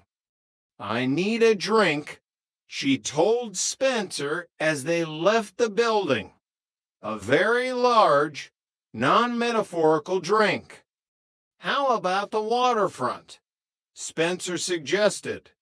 I hear Kairos is actually quite good once you get past the bruised twilight bit. He's a genius, Mona admitted, but geniuses are exhausting. I miss Dante and his M and Ms. Chapter 14, Pro Bono and Proactive. While Mona was navigating the bruised twilight of the music industry, Dee Dee was facing a different kind of crisis. She was standing in the middle of a mock trial, her heart pounding against her ribs. Your Honor, she said, her voice steady despite the tremor in her hands. The defense argues that the contract is void due to a lack of mutual assent. Her professor, a man with the warmth of a refrigerator, looked at her over his spectacles. A bold claim. Miss Thorne, can you cite the relevant statute? Dee Dee's mind went blank. She looked at her notes, but the words seemed to be dancing. Then she remembered Mona's words. You own the masters. Section 1550 of the Civil Code, she said, her voice ringing out. Consent must be free, mutual, and communicated by each to the other. The professor nodded. Correct. Proceed. As she walked out of the classroom, Dee Dee felt a surge of adrenaline. She had done it. She had held her own. She was sitting on the steps of the law library when her phone buzzed. It was a text from Mona. Emergency. Kairos wants the album art to be a photo of silence. Send help. Dee Dee laughed, her tension melting away. She typed back. Tell him silence is a copyright violation. I'll be there in 20. Chapter 15, the mother of all weekends. The ceasefire was pushed to its breaking point when Phyllis and Big DD decided to co-host a charity wellness gala. It's for a good cause, honey, Phyllis had chirped, and it's a chance for us to show the world that we are a united family. A united family with a very high insurance policy, Mona muttered. The gala was held at a boutique hotel in Union Square. The room was filled with people in yoga pants and evening gowns, a confusing mix of spirituality and high fashion. Mona and Dee Dee stood in the corner, watching their mothers orchestrate the evening. I see you've chosen the earthy palette for the napkins, Big Dee Dee said, her voice dripping with artificial sweetness. And I see you've chosen the obstructive palette for your jewelry, Phyllis countered. The evening progressed through a series of awkward toasts and silent auctions. The highlight or low point was a family meditation circle led by Phyllis. Close your eyes, Phyllis whispered. Visualize the resentment leaving your body. See it as a gray cloud drifting away into the Acapulco sky. Mona and Dee opened one eye and shared a look. The Acapulco sky was a bridge too far. Ma, Mona whispered, let it go. The gala ended with a surprising amount of money raised and a surprising lack of bloodshed. As the sisters walked back to their building, they felt a sense of relief that only survivors of a natural disaster could truly understand. We did it, Dee said, leaning against the elevator wall. We survived the wellness gala. I think I need a vacation, Mona sighed. Somewhere without napkins or gray clouds. How about the roof? Dee suggested. I hear the view of the Bay Bridge is particularly non-metaphorical tonight. Mona smiled. The roof it is, sister, the roof it is. Chapter 16, The Art of the Deal and the Sisterhood of Law. The week after the Wellness Gala, the dust, or rather, the lavender-scented incense had finally settled. Mona was back in the trenches at Delicious Records, staring down Kairos, who is currently insisting that the acoustic guitar in his bridge needed to sound like the regret of a forgotten empire. Kairos, Mona said, rubbing her temples. I can give you reverb. I can give you delay. I cannot give you geopolitical remorse. Before he could argue, her phone vibrated. It was a text from Dee, but it wasn't a law school SOS. Met a guy. He's a junior associate at the firm Big Dee wants me to internet. He's intense. Help? Mona smirked. This was the territory she knew best. She told Kairos to meditate on his empire and slipped out to meet Dee at a coffee shop near the financial district. Dee was sitting at a corner table, her legal pads replaced by a single, expensive-looking business card. His name is Julian, Dee whispered as Mona sat down. He's brilliant, he's ambitious, and he thinks the legal profession is a battlefield of the mind. Sounds like he needs a hobby, Mona said, glancing at the card. What's the problem? He's cute, isn't he? He is, Dee admitted, but he's also everything Big Dee wants for me. He's proper, he's well-connected, and I can't tell if I like him or if I'm just trying to fulfill the prophecy. Mona leaned forward. Listen to the new Mona for a second. You spent years being the girl who does what's expected. If Julian is just a checkbox on your mother's list, he's not a boyfriend. He's a task. But if he makes you feel like you can actually talk about something other than torts, maybe give him a shot. Dee looked at the card. He wants to take me to a gala. Another one, Mona, an aspirant's ball. I'll go with you, Mona offered, surprising herself. I'll be your legal advisor, or at least the person who makes sure the champagne doesn't have any geopolitical remorse in it. Chapter 17, Objection. The aspirant's ball was exactly as stuffy as Mona expected. The room was filled with young lawyers who looked like they'd been carved out of marble and ironed into three-piece suits. Julian was there, looking every bit the rising star Big Dee had promised.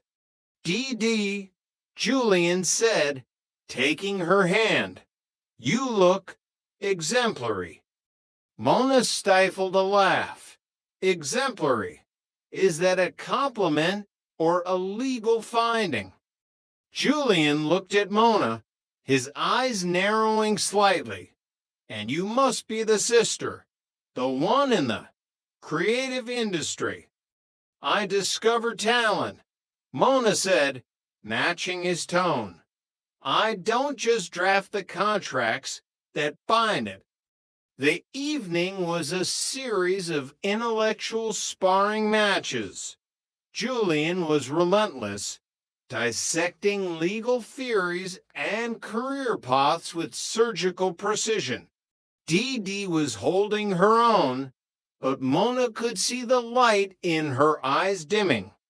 "Julian," Dee said during a lull, "do you ever just listen to music without analyzing the licensing agreements?" Julian looked confused. "Music is atmospheric. It has its place." Mona stepped in. "Its place is in the soul, Julian, not just the background of a boardroom." As the night progressed, Mona realized that Julian wasn't a villain. He was just a mirror of the world Dee was trying to navigate. But he wasn't the anchor she needed. "I can't do this," Dee whispered to Mona in the powder room. "He's a great lawyer, but he's a terrible human interaction." Then object, Mona said, "sustain the objection and move on." They slipped out the back entrance before the final toast. They ended up at a late-night diner, eating greasy fries and laughing about Julian's exemplary commentary. "I think I'm done with proper guys for a while," Dee said, dipping a fry in ranch. "And I think I'm done with empire regret for a while," Mona added. Chapter 18, San Francisco Soul. The weekend brought a rare heat wave to the city. The fog had vanished, leaving the streets of San Francisco shimmering under a golden sun. Mona and Dee decided to reclaim their Saturday from the demands of their careers and their mothers. "No law books," Dee declared as they walked through Dolores Park. "No demos," Mona agreed. They watched the colorful crowds, the jugglers, the sunbathers, the people living their lives without a care for synergy or torts. "I never used to come here," Dee admitted, looking at the vibrant scene. "It was always private clubs and manicured lawns. This feels real." "It's messy," Mona said. "That's why it's real."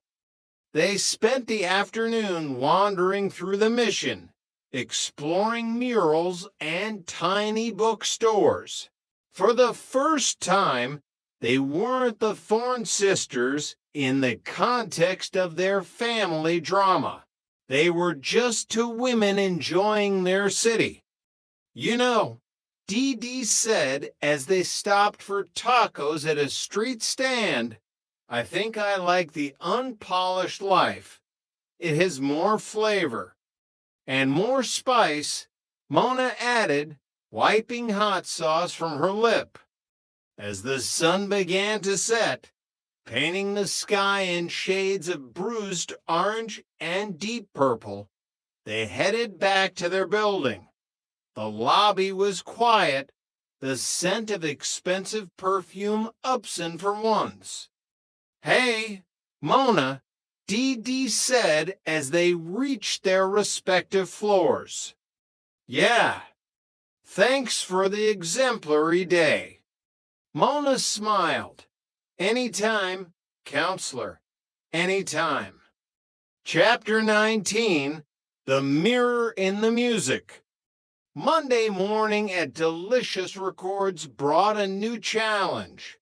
Kairos had finally finished his album, and it was surprisingly good. The regret of a forgotten empire had translated into a haunting, soulful melody that even Mona couldn't deny. "It's a hit," Spencer said, leaning over Mona's shoulder as the final track faded out. "The kid's a lunatic, but he can write." Mona looked at the screen. "He's not a lunatic. He's just intense, like DD's junior associate, but with better hair." The success of Kairos felt like a victory for Mona, a sign that the new Mona was more than just a philosophy. She was becoming the executive she'd always wanted to be. But as she prepared for the launch, she realized something was missing. The album art still felt cold. She called DD. "Emergency," Mona said. "I need your unpolished eye. Meet me at the studio." DD arrived an hour later, still carrying her case books. She listened to the tracks, her expression shifting from curiosity to genuine emotion. "It sounds like the city at night," DD said, "like the lights on the Bay Bridge when the fog is just starting to lift." "That's it," Mona said. "The album art, not silence. The bridge, but from our roof, the treehouse view." They spent the next evening on the roof with a professional photographer, capturing the city as they saw it, cramped, beautiful, and full of life. The resulting image was raw and authentic, the perfect mirror for Kairos's music. "I think we just made a masterpiece," Mona said, looking at the final proofs. "We did," DD agreed, "and I didn't even have to cite a statute." Chapter 20, The Thorn Legacy. The launch party for Kairos was a triumph. The room was packed with industry insiders, artists, and of course the Thorn family. Charles was there, beaming with pride. Phyllis and Big DD were standing near the bar, actually sharing a conversation that didn't involve a metaphor for a natural disaster. "To my daughters," Charles said, raising his glass, "the Thorn sisters, one for the law, one for the soul." Mona and DD stood together, watching the crowd. They were still different, still half-sisters with a complicated map of scars, but they were no longer fighting a war. They were building a legacy, one made of music, truth, and the quiet strength of finding a sister in the fog. "Happy launch, big sister," DD said, her glass clinking against Mona's. "Happy reality, counselor," Mona replied. The Thorn sisters were still learning, still fighting, and still half-sisters in a whole world. But as they looked out at the city lights, they knew that whatever the future held, they wouldn't be facing it alone. The view from the top floor was finally, undeniably, perfect. Chapter 21, The Echo of the Past. Weeks after Kairos's launch, a phantom from the past appeared in the lobby of the Thorn building. He was tall, silver-haired, and carried the weight of a man who had seen too many sunsets on the wrong side of the tracks. "I'm looking for Charles Thorn," he said, his voice a gravelly rumble. Mona, who was just coming home from a particularly grueling session at Delicious Records, stopped in her tracks. There was something familiar about the man's eyes of restlessness she recognized in her own mirror. "He's not here right now," Mona said, her defensive walls rising. "Can I help you with something?" The man looked at her, his gaze softening. "You must be Mona. You have your mother's fire and your father's stubbornness." Mona felt a jolt. "Who are you?" "My name is Arthur. I knew your father back when he was just a dreamer with a walk-up and a vision for a skyscraper." Before Mona could press further, Dee Dee stepped out of the elevator, looking every bit the polished law student. "Mona, is everything okay?" Arthur looked at Dee Dee, then back at Mona, two of them.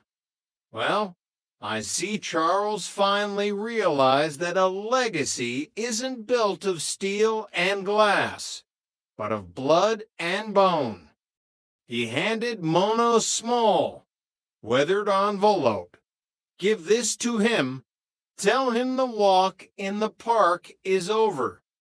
As Arthur turned and walked out into the fog, Mona and Dee Dee stood in the lobby, the silence between them heavy with the weight of a new secret. Chapter 22. The Secret in the Envelope. Back in the safety of Mona's treehouse, they sat on the floor, the envelope between them. "We shouldn't open it," Dee Dee whispered, her law school ethics clashing with her curiosity. "It belongs to Daddy." "Dee Dee, the guy mentioned the walk in the park," Mona said, her heart pounding. "That's exactly how Ma described the day Dad left. He went for a walk and never came back. This isn't just a letter. It's a clue." Mona carefully opened the envelope. Inside was a single photograph, yellowed with age. It was Charles and Arthur standing in front of a small, dilapidated house in a part of the city Mona didn't recognize. On the back, in fading ink, were the words, "The Foundation." "The Foundation," Dee Dee mused. "What does that mean?" "Daddy's real estate firm is called Thorn Heights." "Maybe this was before Thorn Heights," Mona suggested. "Maybe this is where it all started, or where it was supposed to start." They spent the night researching city records and old property maps. What they found was a trail of hidden partnerships and stalled developments, a map of a past their father had carefully buried under a mountain of luxury high-rises. "It looks like Daddy didn't just chase a dream," Dee Dee said, her eyes wide as she scrolled through a digital archive. "He outran a mistake." And Arthur was his partner. Chapter 23. The Confrontation. The next morning, Mona and Dee Dee cornered Charles in his office. They didn't lead with questions, they led with the photograph. Charles's face went pale. He sat down heavily, his usual landlord mask crumbling. Arthur, he whispered, "I thought he was gone.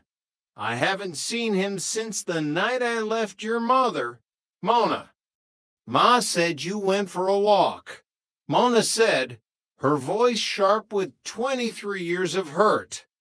"I did," Charles admitted. "I went to meet Arthur at that house. We had invested everything we had, Mona, even your college fund into a project that went south. We were being sued. And I panicked. I told Arthur I couldn't do it anymore. I told him I was leaving everything behind, including my family. The room was silent. Dee Dee reached for Mona's hand, her own eyes filled with tears. So Big Dee Dee wasn't a distraction. Mona realized. She was a lifeboat. You married into her world because you were drowning in your own. Charles nodded, his head bowed. I spent the rest of my life trying to build something that wouldn't fall down. I thought if I could build enough high-rises, the foundation wouldn't matter. But Arthur, he stayed and fought the lawsuits. He lost everything. And I just moved on. Chapter 24, The Thorn Defense. The news of Arthur's return and the hidden history of Thorn Heights didn't just affect the family. It brought a new legal threat. A rival firm, sensing weakness, filed a lawsuit claiming that Charles's initial assets were built on fraud. Mona and Dee Dee stood in the middle of the storm. Delicious Records is being pulled into this, Mona said, pacing her office. They want to audit my contracts, claiming they were funded with tainted Thorn money. And the law firm, where Julian works, is representing the rival firm, Dee Dee added, her face set in a grim line. Julian called me. He said if I cooperate, he can make sure I'm protected. Cooperate? Mona spat. He means betray Dad. And me. Dee Dee looked at Mona, a new strength in her eyes. I'm not doing it. Mona, I'm taking a leave of absence from the firm. I'm going to represent Daddy myself, with your help. My help? I'm not a lawyer, Dee Dee. No, but you're an A and our executive. You know how to find the narrative. You know how to spot the truth in the noise. We're going to build a defense that isn't just about statutes and codes. It's going to be about the Thorn legacy, the real one. Chapter 25, The Verdict of the Soul. The legal battle was intense, played out in courtrooms and in the court of public opinion. Mona used her industry contacts to manage the narrative, showing the world the Thorn sisters not as rivals, but as a united front. Dee Dee was a powerhouse in the courtroom, her arguments precise and her passion undeniable.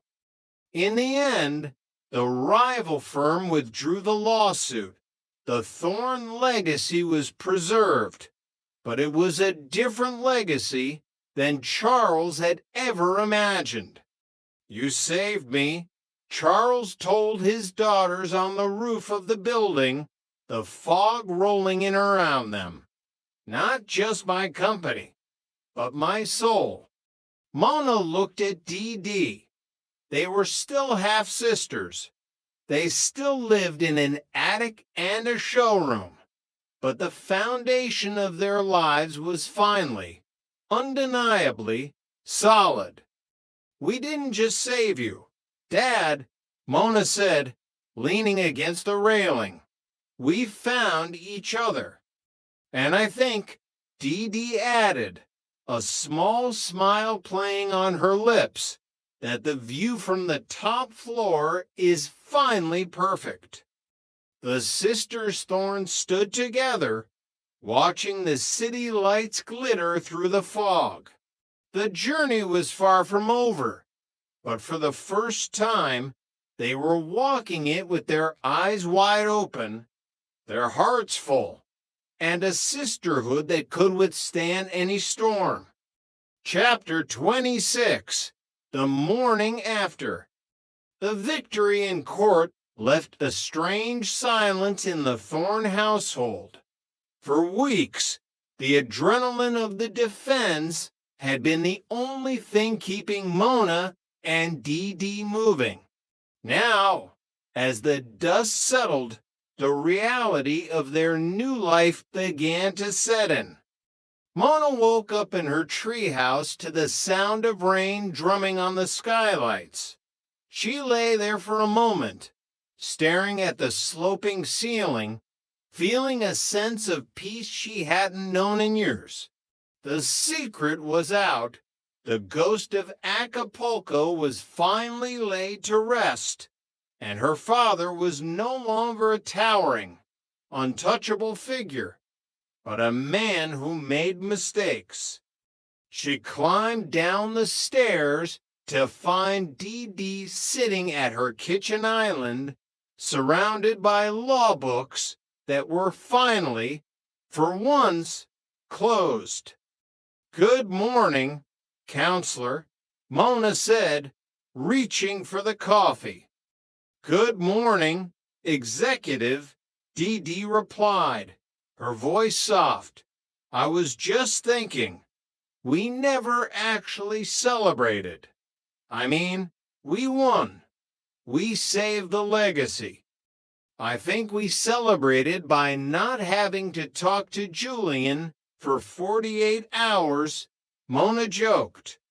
True, but I want to do something real, something that isn't a gala or a brunch. I want to go to that taco stand in the Mission, the one with the unpolished flavor. Mona smiled. The Thorne sisters, taking on the Mission in the rain. I like it. Chapter 27, The Talent Hunt. Life at Delicious Records was returning to its normal state of chaos. The success of the Thorne defense had given Mona a new level of respect in the industry. People were no longer looking at her as Charles Thorne's daughter, but as the woman who held a family and a narrative together under fire. "Mona, I need you to listen to this," Spencer said, bursting into her office with a USB drive. "It's a girl from Oakland. She's raw, she's honest, and she has a voice that sounds like velvet and gravel." Mona listened to the track. The singer's name was Maya. Her lyrics were about growing up in the shadow of the city, about finding beauty in the struggle. It resonated with Mona in a way no other demo had. "She's the one, Spencer," Mona said, her eyes lighting up. "She's the next chapter of Delicious Records." But Maya wasn't easy to find. She didn't have a manager, a social media following, or a desire to be part of the industry. Mona spent her evenings scouring local clubs and underground venues, determined to bring Maya's voice to the world. "She's hiding," Mona told Dee one night on the roof. "She's afraid that if she signs a contract, she'll lose her soul." "Then show her the new Mona contract," Dee suggested. "The one where she owns the masters. The one where her voice is her own." Chapter 28, A Thorn in the Side. While Mona was hunting for talent, Dee was facing her own challenges at Bolt. The aspirant's ball incident and her leave of absence to defend her father had made